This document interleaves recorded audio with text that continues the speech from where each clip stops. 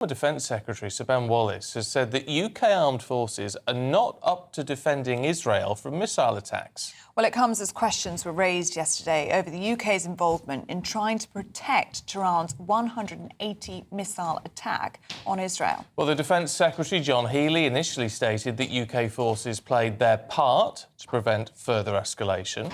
But on a visit to Cyprus yesterday, he said troops didn't engage and instead acted as a wider deterrence. Well, let's head to North London. We can talk to the director of the Israel Solidarity Movement, Keith Fraser. Keith, good to see you this morning. How important is it, do you think? I mean, I know Israel is an ally, but how important is it that we should have armed forces who are prepared, able and ready to protect Israel from these sort of attacks? It's very important. I mean, look, the West was, very involved in the defeat of Islamic State. We need to be similar in our approach to Islamic Republic, the Islamic Republic of Iran, to be precise. They, over many years now, have been, with their proxies, building up strength, weaponry, in its aims to defeat the West. In the first instance is to defeat Israel, because Israel is seen as an extension of the West. And, you'll know from Hamas, Hezbollah, the Houthis, all their slogans are around the notion of jihad, which is what the Islamic Republic is about. They don't really care about the people in the Palestinian territories. They don't really care about the people of Iran. They care about the spread of Shia Islam and the idea of an Islamic caliphate. Hamas, they are known as the Islamic Resistance Movement. Hezbollah, the Party of Allah. The Houthis' slogan is God is greatest, death to the US, death to Israel, a curse upon Jews and victory to Islam. This is what Iran is spreading around the region. And it won't stop at the region. If Israel is defeated, heaven forbid, that's just the first stop in Iran's attempt to defeat the West. And therefore, the British forces need to be very much part of its war against what is known as the Islamic Republic, in the same way as we were against Islamic State. It's very clear. We've allowed them over many, many years to build up their strength in building up these proxies, Hamas, Hezbollah, the Houthis, Islamic Jihad, Shia militias in Iraq, etc., etc. It's getting worse.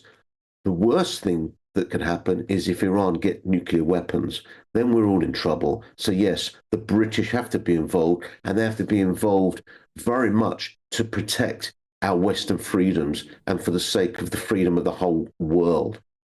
You made then on the messaging from the UK government so far in this conflict? I'm talking about the new Labour government in this, because we had David Lammy at the start of September reducing arms licences to Israel, didn't he? He suspended 30 out of those 350 arms exports. So we've got limitations on Israel there, but then we're talking about defending Israel across all of the papers today in this fight against Iran. So the messaging doesn't seem very clear from this government.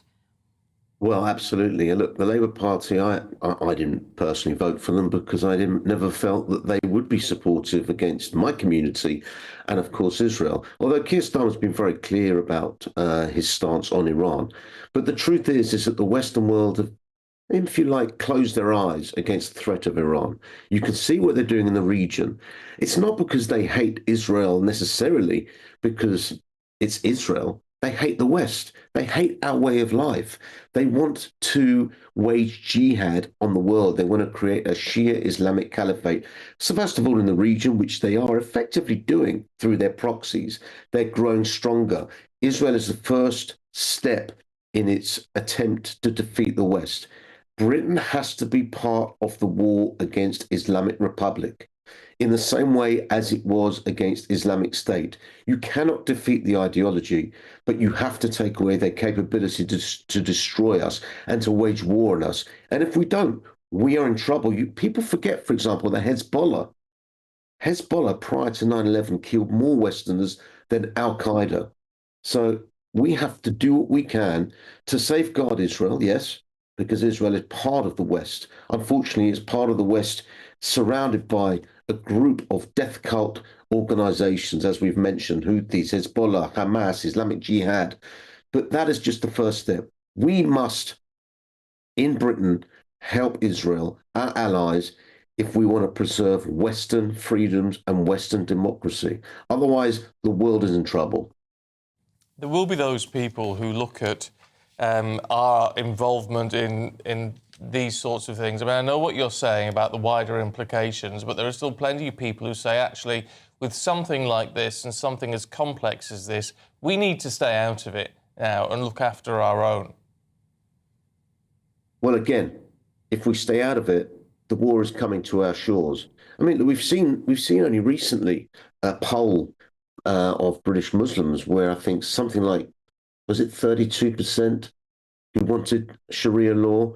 You know, what do we want? Do we want more terror attacks here, like the 7/7, 9/11, the Madrid bombings, the car rammings in London Bridge? These are just minor microcosms of what the Islamic Republic of Iran and other Islamic groups, Islamic State, Al-Qaeda, etc., want. They want to disrupt our way of life. They hate the West. They hate Western freedoms.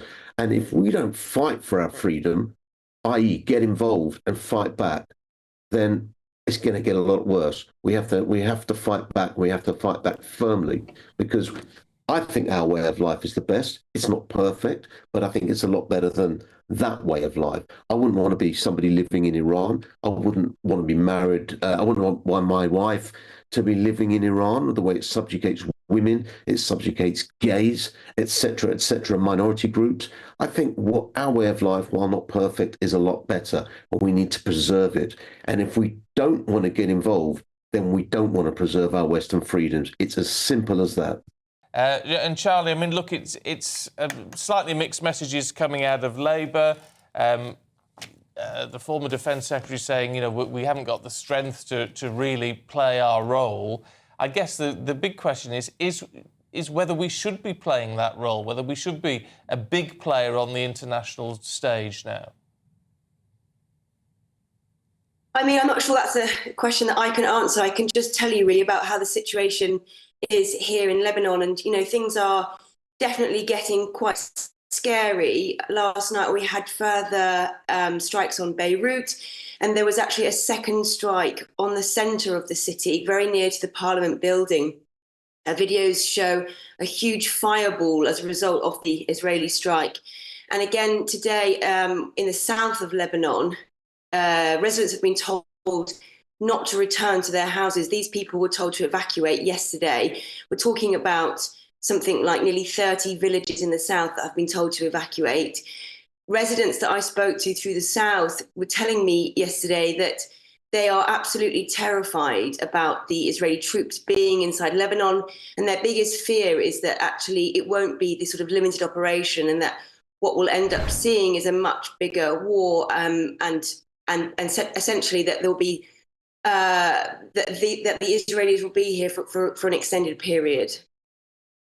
Isn't it, Charlie? Because we're coming very close now to the first anniversary of the war in Gaza after the horrific October the 7th attacks. And we know that Israel moved into Gaza to try and get rid of Hamas. That hasn't happened. Hamas is still there in Gaza. And that there must be fears in Lebanon that Hezbollah, they are a part of Lebanese society, aren't they? And there will be innocent people in Lebanon who are caught up in all of this. Yes, absolutely. I've been speaking to families. I've been speaking to children in hospitals who've been very badly injured. You know, there are something like 1 million people who've been displaced now because of the recent escalation in the conflict. And all around Beirut, we've got people having to sleep on the streets who are struggling, you know, to even find shelter at the moment because they're so caught up in this conflict. And these are innocent civilians that we're seeing who are being killed, being injured, and who are having to leave their homes. I mean, a gentleman that I spoke to yesterday, he broke down in tears just about, you know, the absolute heartbreak at having to leave his family home, unknowing whether it would still be standing when he could eventually return back to it. And his house is in the suburbs of Sur, sort of a bit further, more towards the south. But we're not talking about sort of in the deep south where the Israeli troops are at the moment. Well, look, well, the big question with that is, I know it's difficult, but are people like that gentleman blaming Israel because obviously they are behind the attacks? Or are they blaming Hezbollah for actually creating this situation in the first place? They've been bombarding Israel continually for a very, very long time. And this is ultimately the consequence of that, isn't it? Responses really range from what people are thinking here. I mean, absolutely, there is no question that there is a huge amount of anger towards Israel. And there are mixed responses around what people are feeling about towards Hezbollah. I mean, absolutely, some people, are really fed up. Some people absolutely support them. And I think there's also a feeling that there's maybe been some sort of underestimating of Israel and what actually could happen here in Lebanon. So I think that the feeling amongst people is really sort of right along the spectrum in terms of who they're blaming and how they're feeling towards Hezbollah at the moment. Charlie Faulkner, live for us there in Beirut. Thank you very much.